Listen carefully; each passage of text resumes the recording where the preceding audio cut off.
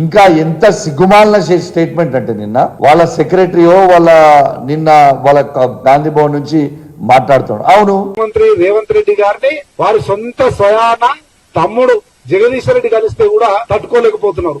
జగదీశ్వర్ రెడ్డి కలిసిండు, ఈయననే కంపెనీ ఏదో ఉంది, ఈయనది స్వచ్ఛ బయో అనేటువంటి ఒక కంపెనీ ఉంది, అది ఇప్పుడే స్టార్ట్ అయింది, 15 నెలలు అయింది, 15 నెలలు అయింది, ఇట్లయింది అట్లయిందని ఇంకా ఏబిసిడి కూడా స్టార్ట్ కాలే, ప్రయత్నం మొదలైంది.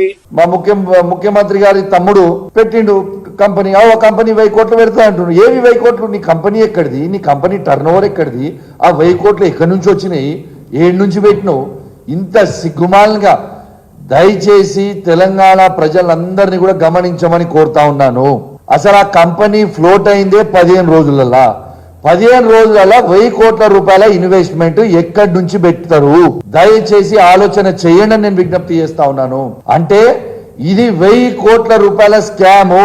ఖచ్చితంగా ఇది చాలా పెద్ద స్కాము. నేను దయచేసి కేంద్ర ప్రభుత్వాన్ని కూడా కోరుతా ఉన్నాను, నరేంద్ర మోడీ గారిని కూడా కోరుతా ఉన్నాను, దీని మీద మీరు ఖచ్చితంగా ఈడీ ఎంక్వైరీ చేయాల్సిందే.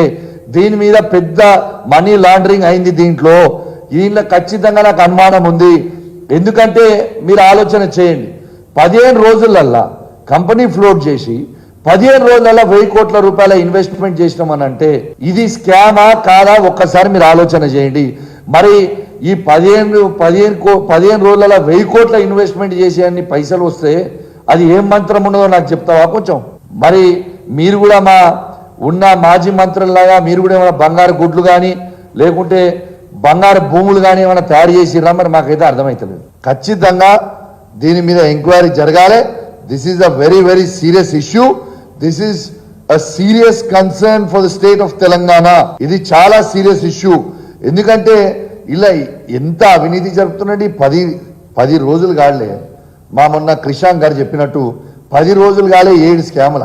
ఇంత సిగ్గుమాలిన చర్య అని చెప్పి నేను మీ ద్వారా యావత్ తెలంగాణ ప్రజలకి తెలియజేస్తూ